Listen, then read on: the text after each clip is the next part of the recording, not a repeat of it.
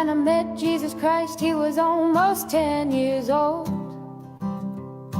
and he was helping his mother push a trolley full of all they owned. And because they couldn't find an inn they could get in, they were heading to the city and leaving Bethlehem. Couldn't you perform a miracle? I'm out of them, he said.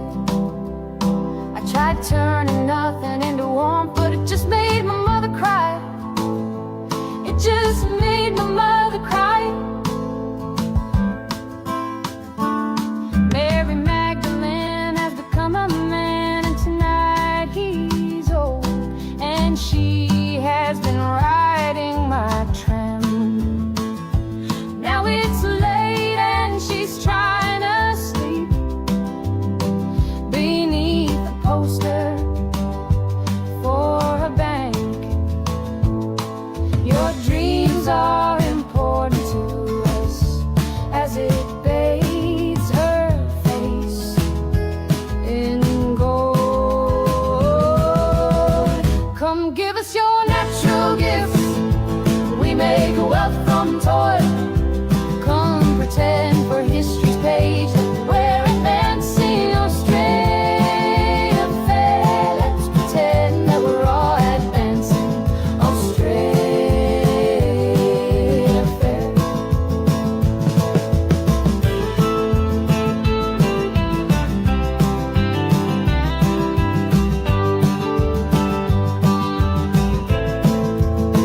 Back down the road I found the church we built on the black man's bones was empty, and out the front a sign read all but sold. A sign read all but sold. And we all owe so much money, but to whom we're not quite sure. So head down, we just keep running along our fading golden shores. So head down, we just keep running along our fading golden shores. Come give us your natural gifts, we make wealth from toil. Come pretend for history's page that we're advancing Australia fair. Let's pretend that we're all advancing Australia fair.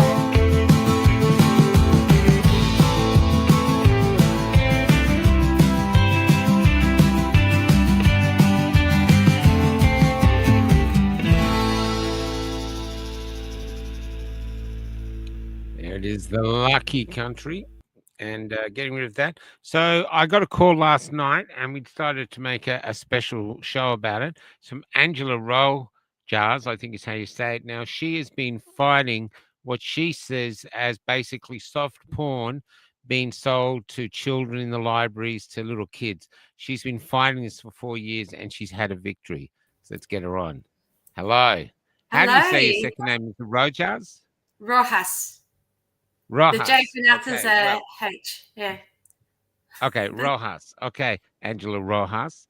Now, let's start again. Let's just start for those who don't know you. How did you get into this? How did you go from being just a mother in suburbia to this powerful fighting weapon Sure. for decency? About 4 years ago, I homeschooled my daughters for a few years. Now Yeah. they're in another school, and so you use your local library for resources. So I saw these sexually explicit books in my local libraries on full front display, and I had a look. I was curious. Books on sex and relationship. What I saw was quite pornographic. You know, call it soft porn if you will, but it was sex instruction. The book was called Let's Talk About It. And I thought, wow. And I started to question myself, is this okay? Am I being old fashioned? And I was speaking to other people because I thought there's no way these books did not exist like this for children maybe for adults, but not for children in this sort of way. So after a while, I decided, you know what, I'm going to do something about it. So I contacted my local council. I spoke to a councillor, and she said, you have to apply to give a deputation. And I had no idea what that meant, but it's a 5-minute speech at your local council. And I put together this presentation. So we got samples of books. Is that the first presentation you've done in your life? Well, yes. And what led to that was I prayed to God and I asked God, what do you want me to do? And I received this vision of seeing myself publicly speaking about pornographic kids' books. I'm like, are you kidding me? Public speaking and pornographic books, they're the two worst combinations to talk about publicly. But I did it. I got my courage. And I remember I organised these handouts for the mayor and councillors. And originally I wanted to do a PowerPoint presentation, and the mayor wouldn't allow it because the images were too sensitive for their live stream YouTube. So they allowed handouts to the councillors. But I practiced that speech to get it within that 5 minutes, like maybe 100 times. I was so nervous. No way. Wow. No way. I'm serious. I was so nervous about public speaking and in front of an audience. And what happened after that, it shocked a lot of the councillors there. But in South Australia, we have a one-card network system. So all of our libraries work together under one system. The councils can't really, in South Australia, can't really make much of a difference to one library or to the ones they control. So it makes it a bit difficult. But what I learned from that was they said, look, Public Libraries Association or South Australia, they decide on the shelf locations. They follow the guidelines, the classification rules, all of this sort of stuff. They didn't really do much about with my inquiry. So what I did was, what I learned from that too was also books don't get classified like film and games. So pretty much all the books in libraries have not been classified by the Australian Classification Board. How is that possible? Well, they have a different set of guidelines and rules. Even though they're under the same act, they have different rules and regulations. I don't know why. I think they should, because, and I can explain why a bit further along. So I wrote to the Public Library Services. One of the books was a book series, The Boys. Now, at that time, that book series, there were 6 books that we had in our libraries. 3 of those came back Category 1. A Category 1 after classification is an R rating. But before that, they weren't classified. They sat in the graphic novels area. One book, it's called Herogasm. It's just a normal graphic novel, Herogasm. Had depictions on sexual violence, orgies, and bestiality. And I sent that email to the Public Library Services and asked them to recommend this book and a couple of others for classification review.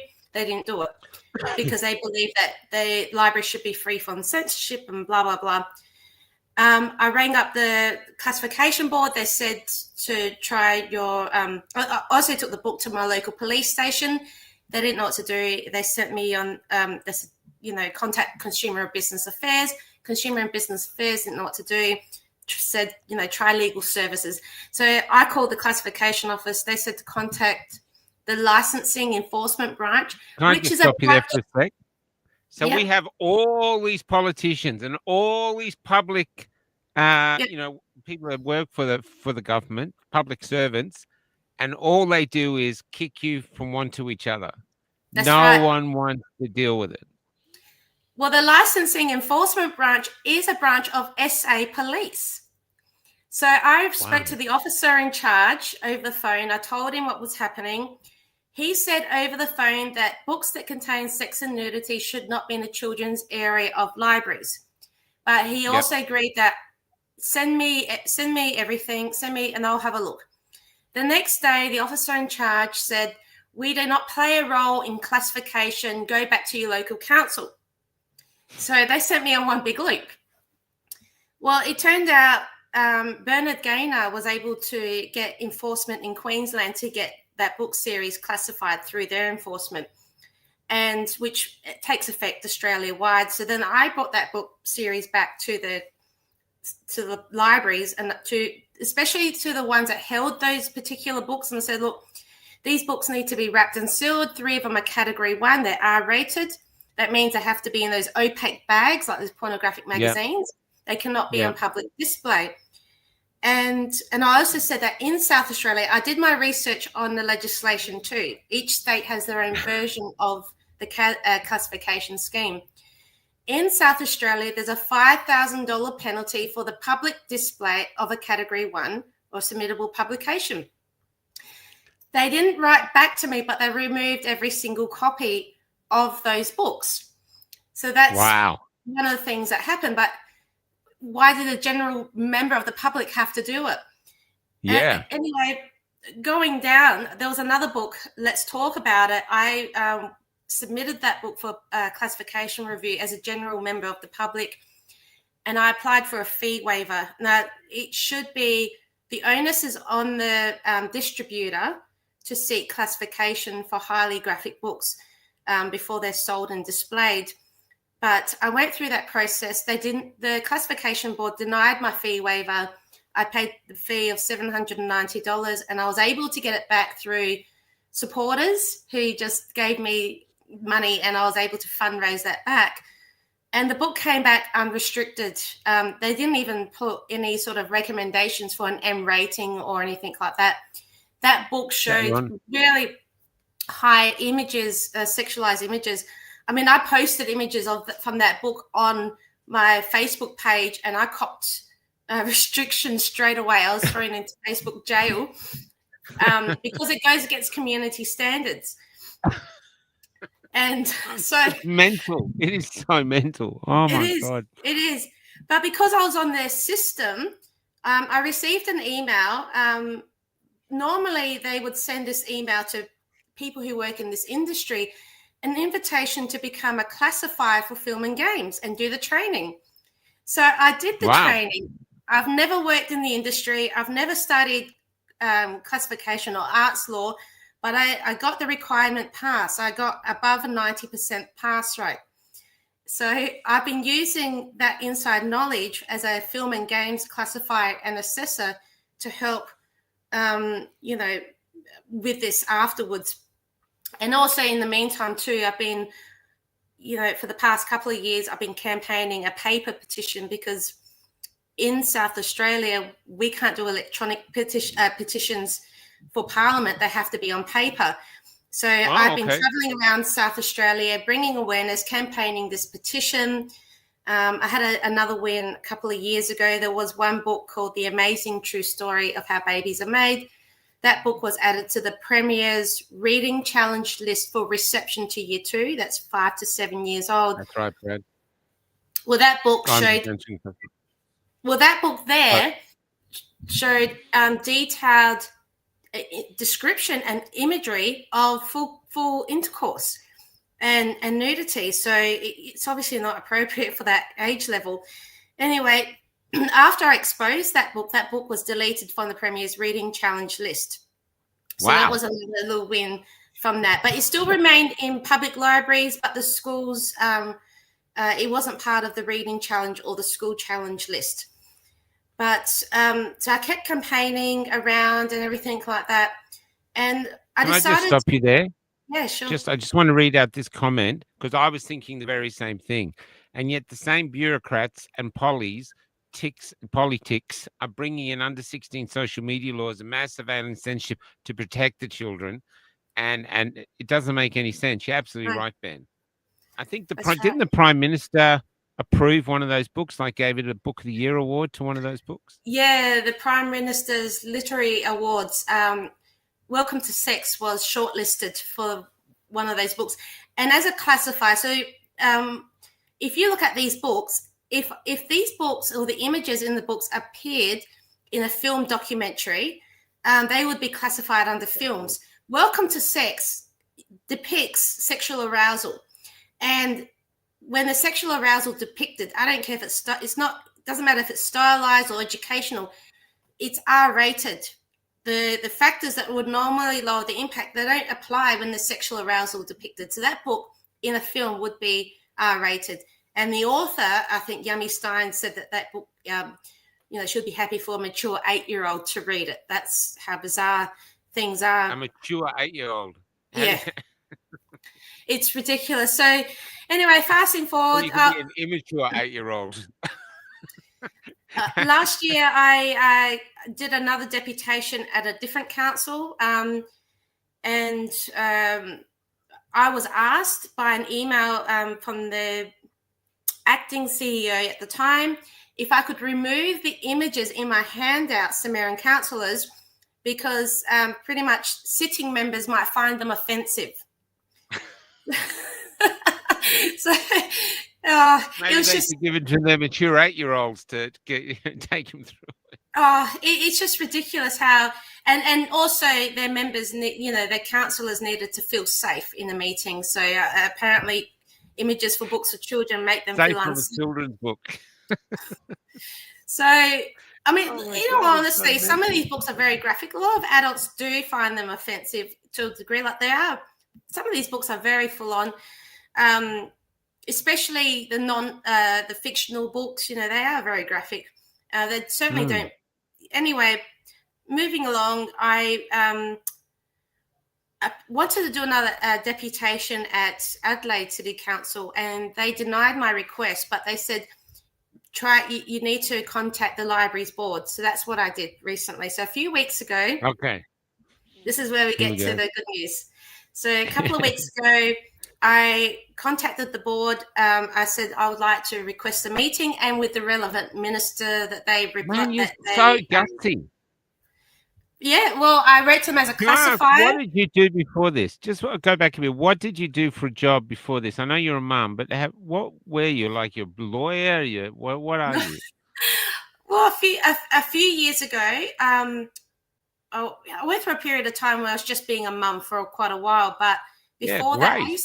Don't I used just to be a do mum. A mum is effing important. Okay, well, I so used what to did be a you do for remedial your mum? massage therapist.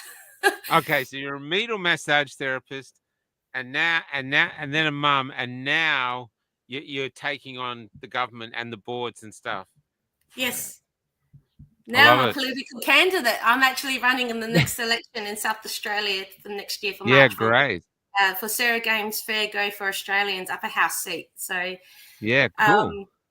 anyway, so I wrote the letter, the email. That's I right, gave bro. screenshots and from the classifier tools to give comparisons to these books. I spoke about my restrictions and everything that I've faced and collected over the years. I've kept all my receipts, which pretty much says that books should be. And then also in that time, I've received a lot of feedback from parents too. So I wrote this email out explaining if books are treated equal to film and games, this is what the classification would be. And these are what recommendations I would like to see. And these are the types of things I'm hearing back from people. Now, they were going to consider meeting with me, but then I sent them an email back. I sent them a photo of all the petition signed sheets because I've got over 5,000 signatures.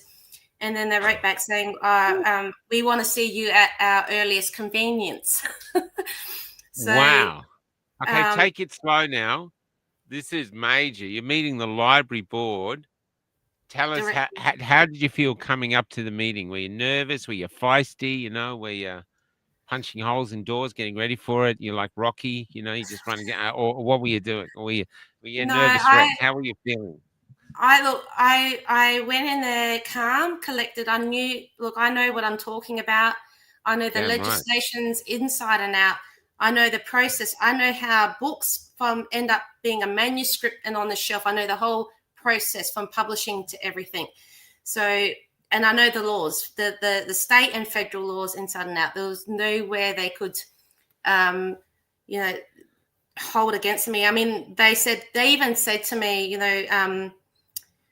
I said, look, you're a distributor because, under the law, under classification, it says under sales, hire and let means, that comes under sales. But they said, look, they came prepared too. They said, we checked out with our legal team. We're not a distributor. So but we had a really honest conversation. The first thing, we all agreed on is children should feel safe. and parents have the right to raise their children according to their own values. So one of the things they did agree on is that books that are really sexually explicit should not be on full front display. So they're going to put their foot down and make sure that those really explicit books are not on full front display. And I gave them examples on shelf locations and age locations according to their catalogue. So there was one book, The Amazing True Story, let's say, that book there's 40 of those books across all of South Australia. And different libraries, depends which one you go to. Some had them in the children's, teens, adults, parenting collections. I said, we need them to be all in one section, not, they don't belong in the children's area. They should be in the parenting collection at least, or the adults area. Maybe you remember when we were young, or I'm older than you had a video section, and then there was a curtain, and that was like the naughty section. You had to go through a curtain, get the naughty. Maybe you should have it like a curtain in the library, and then mature 8-year-olds and up only. Well, I'll go through. So what they've agreed to, the library board agreed to age-appropriate shelf locations across all South Australian libraries. They've agreed that all libraries across South Australia, all public libraries across South Australia. They've agreed that any book that is extremely highly sexual content, that they will contact the vendors, the book distributors, to get them classified by the Australian Classification Board. They agreed not to put these explicit books on full front display, and they're considering a young adult 15 plus section, which is something they're working out. They're going to work that out. That will be established. I'll find out April next year once they have their next meeting, because they need to reach out to all their librarians, find out if they think it would work, and they have to put the final vote. But I'm fairly certain that's what they will do, which would be your MMA equivalent books. So, yes, we had a win. How did that feel when you're having such significant wins? It's awesome. I've been doing this for almost 4 years. I'm at peace. Yeah, that's right. I know. That's extraordinary. When we're sort of briefly talking before you hit the record, and we've spoken a few times before. There's so many other storms happening around us in Australia at the moment, and the rest of the world. And when I started, I was focusing on a lot of things, and somebody said to me, just focus on the one thing. And I did that. Stay in your lane and focus on that. And that's it. And that's what I've been doing. Wow. And look at the success you've had, It is. And it's just amazing. It truly is amazing. You've done an extraordinary job. I think most people would have thought it wasn't possible, so they would have given up from the beginning, and you've come through and just done it, It's amazing. Every pushback made me more determined. I got up. I brought myself a punching bag a while ago. Yeah, that's what I said. But I've got more control of my emotions now. And 4 years ago, I wouldn't have handled, I grew. I picked myself up, dusted myself off, and tried a different approach each time, Yeah. I love that you read you read the policy, and all that. I bet most of them didn't. No, most of them you're up against probably glanced over it, but you knew it back to front. I know the legislations back and front. The legislation, yeah.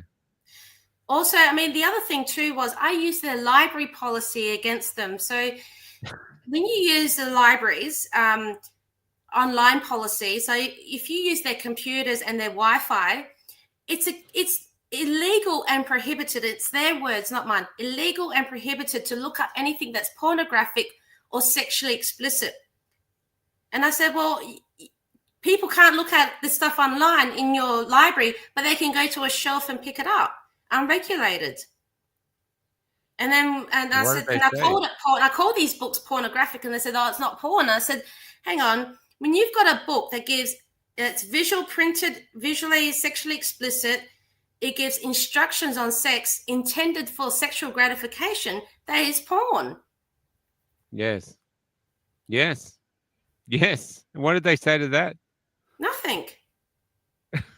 You know, and you know, I said to, you know, we're not going to fully agree on everything, but you know, I know that they take advice from UNESCO and those international bodies. And I said, you know, they hold the viewpoint. I mean, besides, I don't disagree with censorship. I think we should be able to have freedom of expression, freedom of speech, but also we should be protecting children at the same time. There has to be some Yeah. sort of regulation, especially around these books. In the United States, classification isn't mandatory, it's voluntary, even for their motion pictures.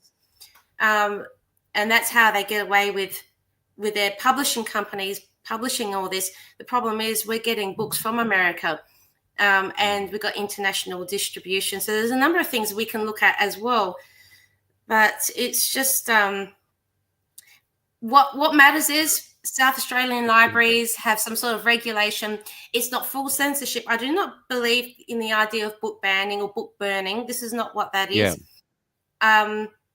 But you know, having proper age restrictions on, or age, not restrictions, age recommendations, like having a young adults area. If they see that, then children can make better informed choices. I had a parent reach out to me a few weeks back in October. Her 11-year-old accidentally borrowed a book from the teens area because she's an advanced reader. She doesn't read children's books because she's in that pre-teen age. This book is intended for young adults, or young adults, older teens. It's an autobiography, and it had a sex scene in there.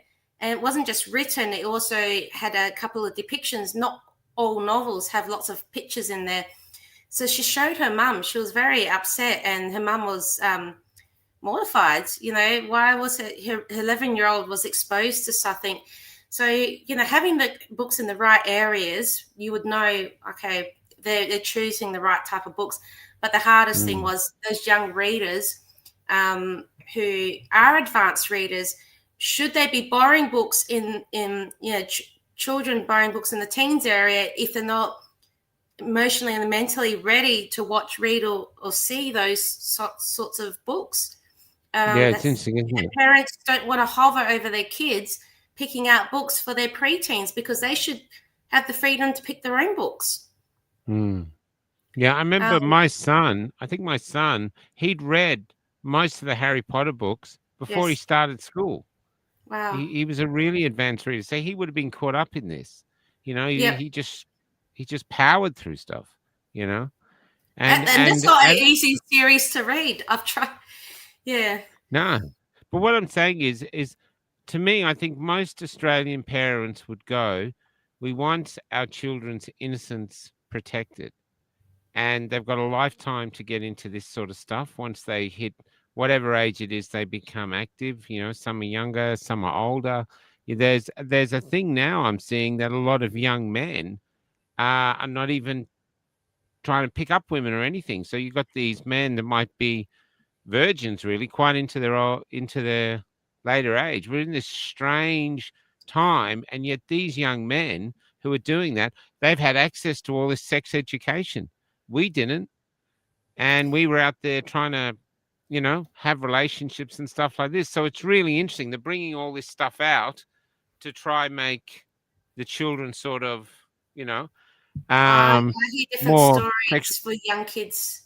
There's it's their ideology. Because why do you think it's being pressed into the kid? Why are they selling this to the children? Is it just to make money? Is there something behind it? Because it doesn't make sense. Most people are unaware that they're in the library because they just take it for granted they wouldn't be there. You know, it's not just the libraries. If you think of the books, I'll give you a different example. In 2016, there was a crackdown on advertising companies who were advertising children in clothing and whatever in a sexualized way. And it's called corporate pedophilia. So they're making money off the sexualization of children. Yeah. And, authors and publishers making money off of sexualizing children, well, that could be considered another form of corporate pedophilia. Yeah. And, excellent. You've got your books on puberty and human reproduction and sexual health. That's one thing. But when you're looking at books that give sex instruction, or even just regular novels that are very more sexualized and things like that, there's a lot more. If you look at the trends, you can actually go on the One Card Library System Network, and you can see when books were added into the collections under certain cataloging criteria and things. And more books since probably the 90s, more and more books in these sorts of categories have been added. I don't think it's a public interest to do that, but what happens is librarians don't order particular books. They order what's called a standing book ordering system. The distributors pre-select books in these packs, and the librarians just get their orders updated and new books come in. So normally they should be vetting the books, and Australian authors are required to make what's called a legal deposit, so they can donate books to the National Library and state libraries, but then they can donate books to their local libraries, and through their lending schemes, they can be reimbursed like a grant for under the scheme. So that's why, like, Welcome to Sex. I'm just going to make a logical assumption because I don't know factual, but I would say Welcome to Sex has so many copies across all of Australian libraries because the author and publisher donated a whole bunch of books, and they probably received reimbursement through the government. That's my guess.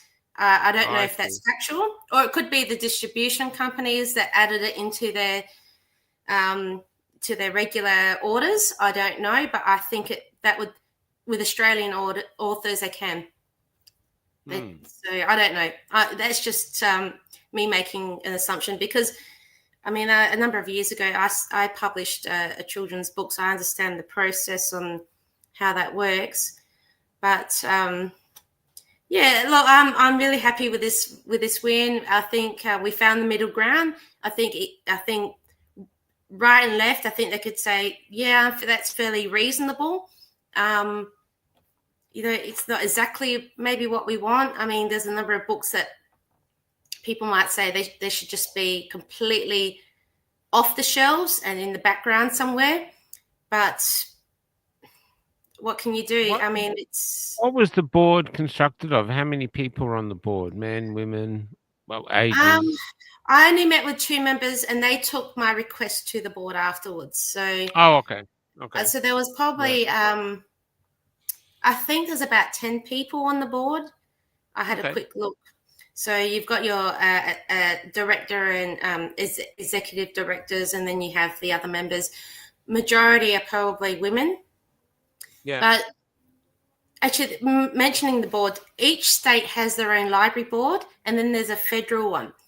And I think if people want to make changes, long-term changes, they should try to consider getting themselves on the board. Now, I don't know how that happens, but every aspect that we're dealing with, there are boards. There's some sort of a board or committee for every aspect in our communities, local and state and federal. Just get yourselves on the board. School boards, local government, do what you need to do to make some sort of change. I love it. That's what we need to do. You're taking change to a next level. So congratulations on that. But now you're running for politics. Yes. And you've already proven, if we can get this, if this can get into the mainstream media, what you've achieved, there's going to be a lot of people going, I want her. This is really good. You know what I mean? Because they want people who are doing something decent. And this is an enormous achievement, And So tell me when's the election coming up, and how did it happen that you started running? How did you become a candidate? So yes, so the elections are March next year in South Australia. Okay. So do you know the Honourable Sarah Game? She was with I One think Nation. I've heard of it. Yeah. Yeah. Yeah, she was with One Nation a while back, and she became independent. She started her own party, Fair Go for Australians, and she just over the last few years, I've been corresponding with her, and she's been keeping up to date with my progress, and she's supported this.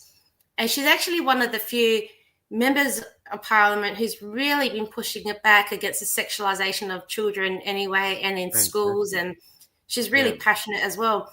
And, she rang me up and said, I want you on the upper house ticket. So, not just the lower house seat, but an upper house seat. So, why not? Like it's, I'm going Why in. not? I'm going in with the mindset that I'm not there to make friends. No? I don't trust anyone, and and You're in a good place to be a politician.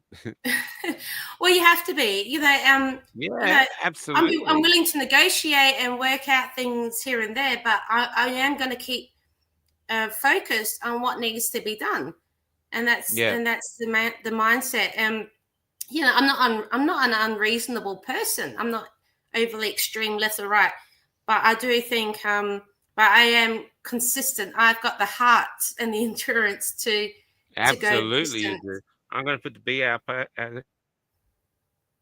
Absolutely, you do. You're amazing. There's so many people that have given up after a year or 2 years, and you've kept going. And look at what you've done. And so basically, this is what the country's hungry for. People that aren't playing the victim. People are out there just doing it. Before we go, I've just got to do a quick ad. I'll get back to you. There's now the Blue Bee thing is being taken off. It's up here in the corner. But Margie McKenzie, I'll see if I'll bring this up. Let me just see. Just see if this comes up. Is that going to come up? She's made us some beautiful. Okay, here they are, Blue Bee bands. There's no freebie on them. This is just for us to realize. So it's a blue banded Australian bee is what it's based on. It came from Mel who came up with Daisies for Dazzle. She suggested it. And so it doesn't live in a hive. It doesn't follow a queen, but it pollinates flowers. So it wants to be a part of society, but it wants to think for itself. It wants to be free. So that's the symbol. Some people won't know what it is. That's fine. But those who do know, that's how to meet. So this is how to meet. These are the ads coming up for it. Let's get rid of that thing there. They're a fun thing. And so they're 3 for $25. That includes postage. And I think the link is there. Okay. So this is basically how we find each other in the crowd. If you don't have the courage to wear a T-shirt like Adrian does, freedom. If you don't have the courage to be that seen, then maybe you consider one of the bands for Christmas. Okay, let's get back to Chopper Rojas, yeah. The head kicker. Yeah. Honestly, this is huge. And you see, you've got to build on this now, because I'm telling you, before you started this journey, did you think you could pull it off? Did you think when you just found this book in the library that 4 years you would be here now? I was very naive. I thought, surely when I show at this deputation, when I show the images of this book to these counsellors, they will be shocked and they'll do something about it straight away. That's how naive I was. And I think a few of them were shocked, but it wasn't enough to make a change. And I thought, okay, when I take the book to the police station, surely they would do something. Did they say why? Did the counsellors say why they can't do anything? Did they say that they thought it was a good thing? I mean, what was their reply? Did they not say anything? I think, honestly, I think they're scared to they don't want to be looked like they're trying to book ban or book burn. They don't want to look bad. And, even because all Yeah, right, Margot.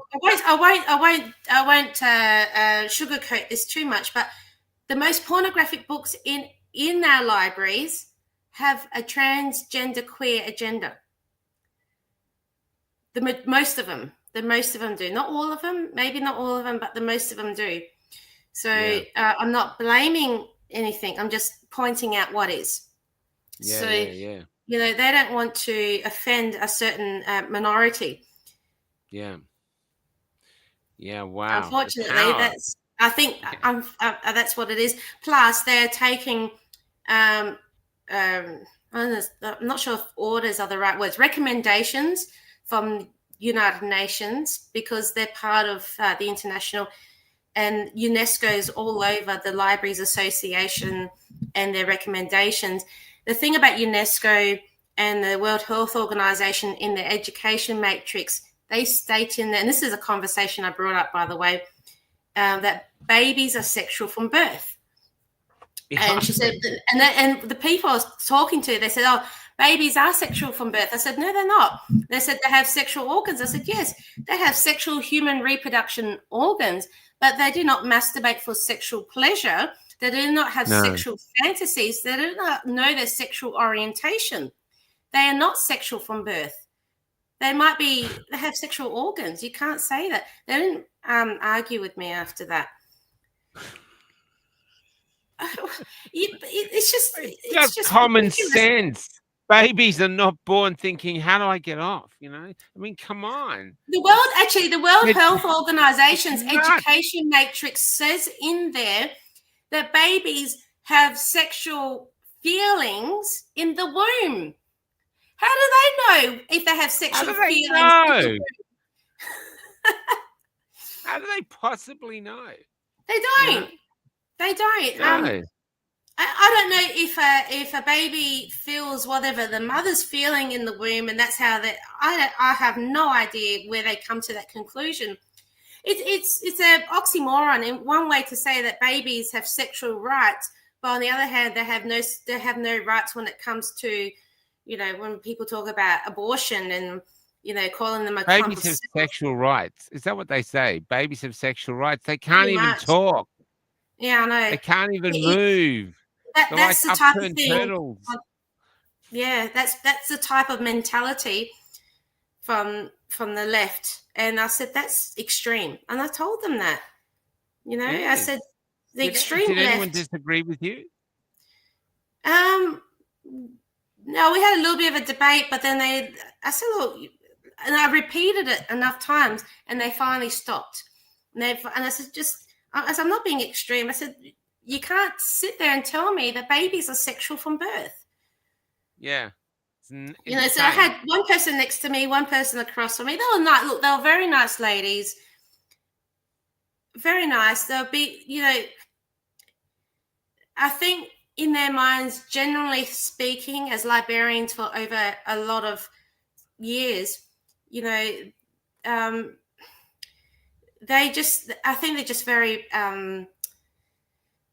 it's just the way their mindset is. It's just the way how they've been conditioned to think. And, they have that particular viewpoint. Plus, they're probably doing what they're told to do as well. I don't think deep down they're bad people. It's just the way that they think. It's just the way some people think. But they do try to please everyone in the community. That's their whole mindset. Can I read something out to you? This is from Voltaire. This is an old saying of his, an old quote. Those who can make you believe absurdities can make you commit atrocities. Now, when you think of atrocities, you think, like the death camps. But putting this material in front of our innocent children is an atrocity. And the reason their minds. Yeah, and the reason it does it, those who can make you believe absurdities.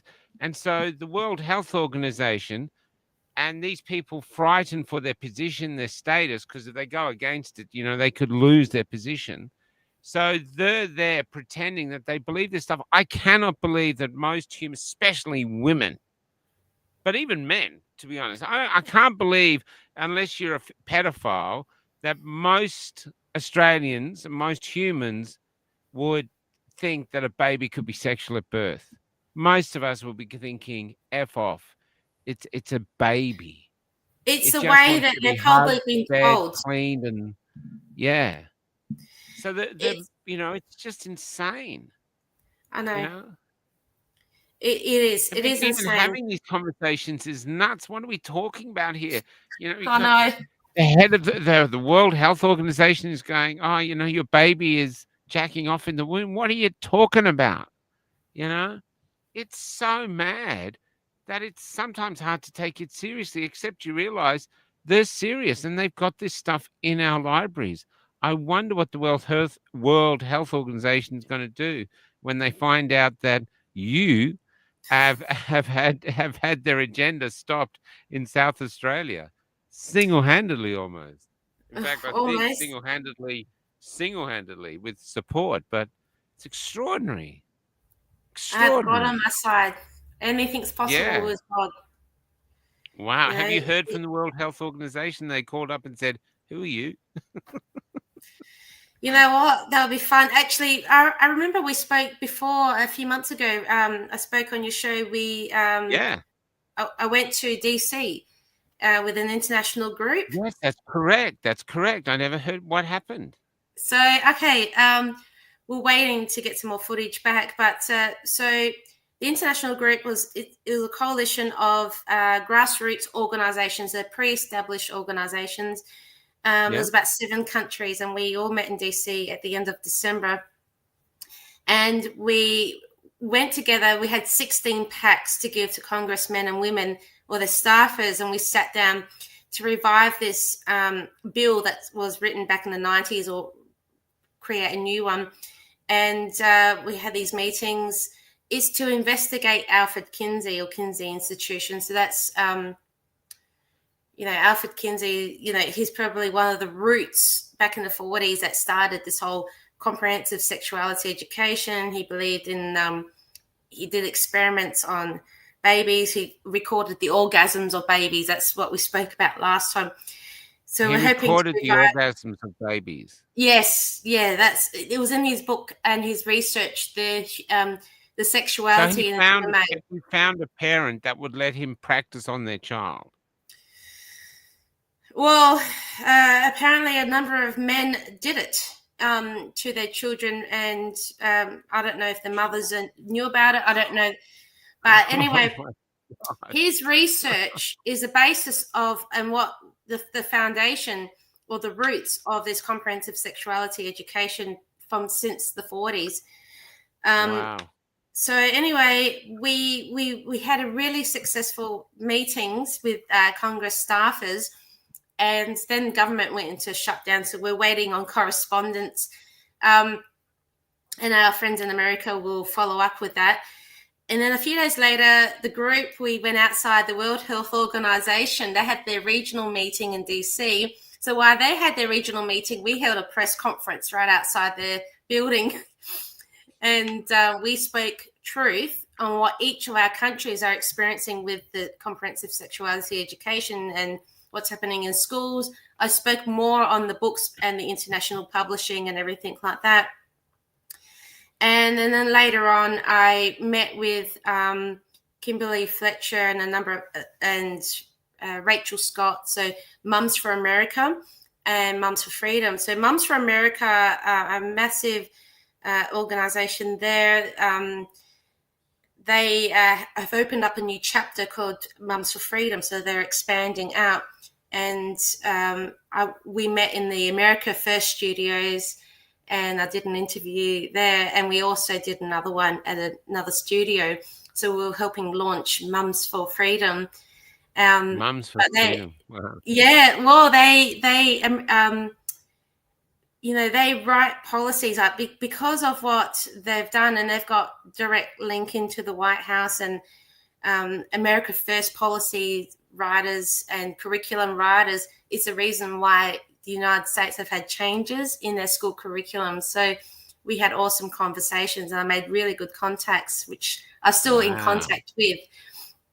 And then later on, this is towards the end of the trip, a few of us who were still left, I was there with them. We got invited out to drinks at this really fancy hotel where there was a MAGA and Republican gathering for drinks and networking, and free drinks. So who's going to say no to some free drinks? It was good stuff too. It was nice wine and everything like that. But they had a remembrance for Charlie Kirk as well, which was nice. And it was also the Turning Point USA. And it was just a night of networking and drinking. And well, I didn't have too much, but really good networking, really good conversations. It was lots of fun. Before the end of the trip, I did a follow-up meeting with Congresswoman Marjorie Taylor Greene's staffer, and I spoke about the publishing companies, and they might be willing to look and investigate publishing companies. But then I learned fairly recently now that Marjorie Taylor Greene is resigning, but I'm not sure if someone else can pick it up. I'm just waiting to hear back with correspondence, but, keep trying. I keep trying. Yeah, absolutely. But it was really good. I mean, when we gave that press conference outside the WHO building, that was interesting. They sent their security out to check us out. It was funny. That's hilarious. So they sent the security out to check out these Aussie mums. Yeah, and God, well, it was Australia, New Zealand, Canada, US. You're just doing such amazing work. You really are. And running for politics, I got a real sense that you're just managing to. I'm just trying to get this up now. But yeah, you're just doing incredible things, and you're just doing it. You're not letting anything stop you. That's such a powerful thing. It really speaks to the power of one. Everyone says, what can I do? What can I do? Well, you've done it. You've done it in South Australia. Do you think other states will follow suit now? Well, I contacted a number of people in other states, and because I'm not just a classifier in South Australia, I'm a classifier, and it would be effective Australia-wide. So I can connect with the right people and help them through that. So that's my next steps. We'll see with my connections there. But I do want to give some advice to people. Sure. Ask God what God has planned for you and his way of doing it. Even if you're not a believer, the thing is, we can get so influenced by everyone else around us. Stop relying on other people to tell us what to do and how to do it. We've got to follow our own inner guidance. We've got to follow our own intuition, and we have to cut out some of the noise in the background and just know and trust ourselves enough. What's the worst that can happen? You end up living in a bus being an old man. No one's going to. I've actually haven't had any negative feedback. All right, look, I think this tonight is you're just in awe. You've got people here celebrating you. It's getting out there. You've done it. You've proven that things can change in this country, and you've had a victory for decency. Yes, you've had just good old common sense and decency. It's incredible. People need to be calm. They need to be respectful to the other people, and just start negotiating. Start being, we don't have to go in there all angry when we talk to people. No. Don't accuse the people on the other side of everything, because, they might have a lot of fear. They probably agree with you, but they might be afraid to lose their job. It's no excuse. I mean, they're adults, but they probably have their own fears they need to overcome too. So we have to be respectful. But I did spend 4 years, working it, and trying different ways, attacking it from different ways. But I've been very respectful as far as I can go. And I've stayed true to myself. I haven't allowed my anger to overtake who I am. Well, it wouldn't have got you anywhere. If you'd gone in all angry, you would have lost it. Or they would have shut the shop straight down. You know what I mean? No, you've done it. You've done it the right way. I just love the fact that you didn't stop. Got all these people thanking you. You just did not stop. I think it's fantastic. You're doing godly work. Angela says COVID's Thank scamdemic. you. But there's others coming in too. Is there anything else you'd like to share before we call it night? I just want to congratulate you. You fill me full of hope now, because everyone's so fatigued that we're not doing anything, and you're out there already achieving, not even waiting for us. You're not even waiting for a committee. You're just doing it, and Just you've doing done it. Yeah. It's just feel what's comfortable to you. Not everyone has to be public speaking about everything. Everyone has their own special gift that they can offer and their own skills and their own passion. Find that one thing, focus on it, and, pray. Praying doesn't hurt. Even if you're a non-believer, pray. Try it out. You might find success with it. It feels odd the first time you pray and you've never done it before, but just be open and honest. But we need people on library boards, school boards, to go into local government, state governments, federal government, and we need them to be supported too. So find a way. I love it. I will stay in touch. I'd love to hear Yes. more about Washington, but thank you for coming on. Thank you for being a superstar of this. And wow. Thank you. You've so I'll let and you know. any help we can give you in the election, if we're still on air, please reach out and we'll spread this story, because this story will get you known. Yeah. I wish you the best, but I don't think you need my wishes. I think you got someone behind you bigger than me. Take care, gorgeous, and God bless. Bye-bye. Thank you.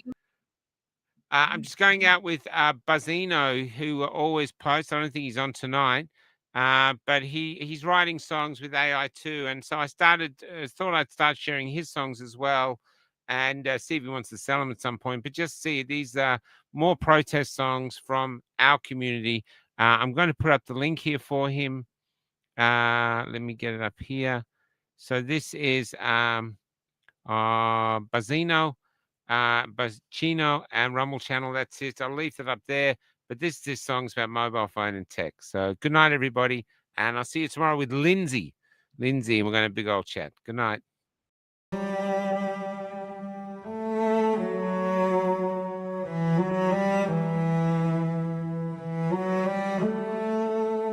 I see you in the darkness, sadly weeping all alone. But you won't turn off this madness, staring blankly at your phone. It is your worst addiction, something that you freely choose, that causes your inaction, leading down a path of blues.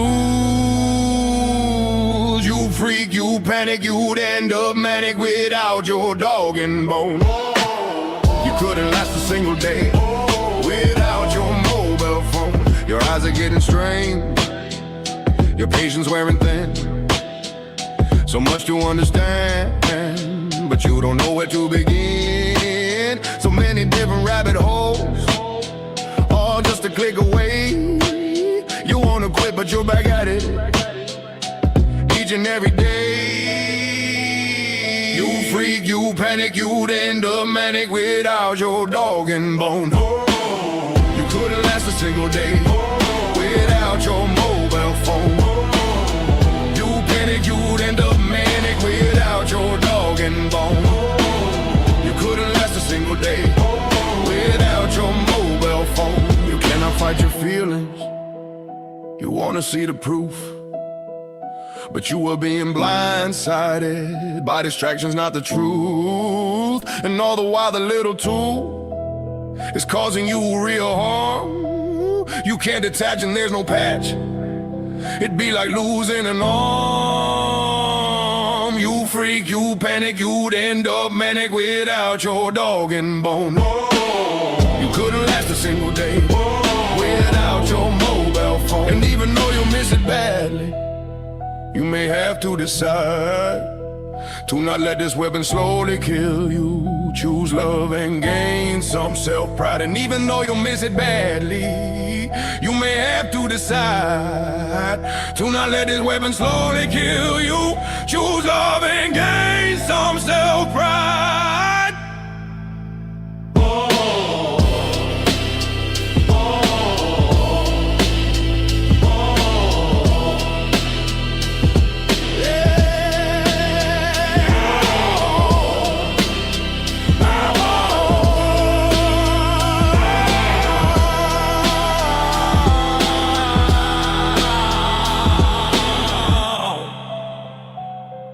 yeah.